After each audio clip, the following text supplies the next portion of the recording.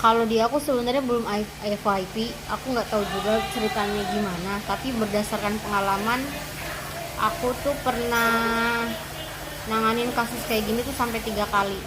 Memang bukan aku sendiri yang terjun, tapi sebagai narahubung. Itu 3 kali, dan itu rata-rata semuanya phishing. Kalau ini saya nggak tahu manufaktur atau phishing ya, tapi yang jelas memang kalau kayak gitu pemerintah kita nggak bisa bantu, Kak. Itu pemerintah kita nggak bisa bantu, karena kalau udah nyampe sana itu kewenangannya HRD Korea dan para sajangnya gitu. Jadi dari sini tuh kita bisa tahu kalau tingkat bulbob, tingkat ilegal itu nggak 100% disebabkan oleh PMI yang niat kabur, tapi karena kondisinya seperti itu. Diambillah dari Indo, ya kan, dapat SLC, nyampe sana,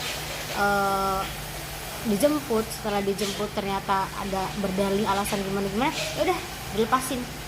Sok kamu mau nyari kerja kemana? Syukur-syukur kita punya teman, punya channel, ya kan. Kalau sampai kita nggak punya channel, ya udah bingung gitu.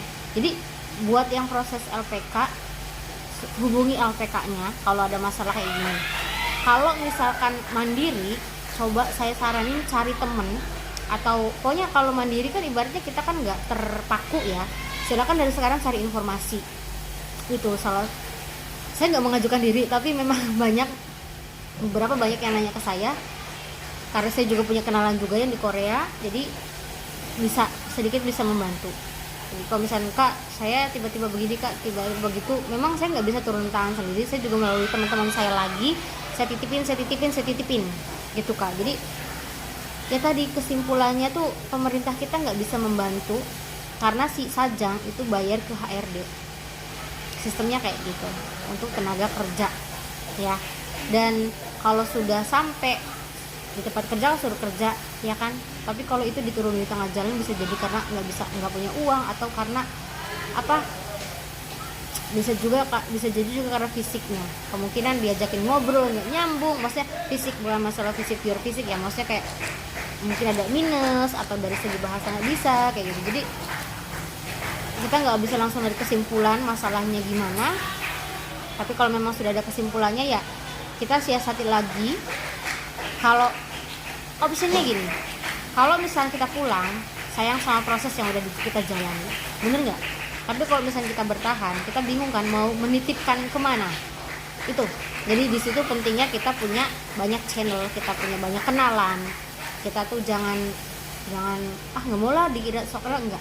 Kita jangan sampai pasif kayak gitu, kita cari saudara kayak gitu. Karena banyak banget di Korea itu, banyak banget kayak perkumpulan orang-orang yang dari daerah mana-mana itu ada banyak banget Kak. Jadi kalau misalnya kayak gini, karena pemerintah kita nggak bisa ngebantu, kita cari channel biar tetap legal. Nah saya saranin kita untuk awal-awal kita numpang ke temen yang susahnya itu bisa nampung orang, terus nanti kita ke Nodongbu atau ke Goyong Sento buat nyari kerja. Kita lapor di situ kalau misalkan saya tuh diturunin, atau sajang saya nggak tanggung jawab, biar dari Depnaker itu mengasih ultimatum ke sajangnya. Karena tadi kita tuh harus bisa meminimalisir tingkat ilegal, karena imbasnya nanti ke kita semua yang pengen daftar ke Korea. Takutnya nanti pemerintah Korea akhirnya buat Korea ditutup.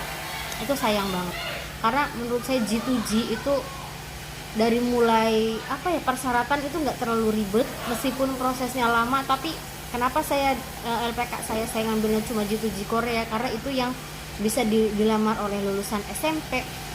Kalau misalkan yang nggak punya terlalu punya biaya, G2G itu sebenarnya murah. G2G itu murah, yang membesarkan biayanya itu LPK. Termasuk saya LPK, tapi saya nggak terlalu gede-gede banget, maksudnya masih dalam batas wajar. Kalau proses ke yang lain itu mahal Kak. Jadi yang bisa dilakukan tadi ya, kita cari channel, misalkan numpang dulu, tapi kita harus lapor diri biar tetap legal. Karena kalau misalkan kakak nggak lapor diri, catatannya kakak masih di pabrik tersebut dan bisa jadi ilegal juga. Karena kalau ilegal tuh rugi, nggak dapat asuransi, kalau sakit biayanya tuh mahal, nggak ada tejigem atau pensiunan, pokoknya rugi. Cuma ada gaji pokok yang ya udah minim. Kalau pulang, kalau nggak menyerahkan diri ya diusir kayak gitu. Itu ya Kak, jadi memang saya juga nggak bisa berkata-kata lagi ya, karena tadi pemerintah kita nggak bisa ngebantu kayak gitu.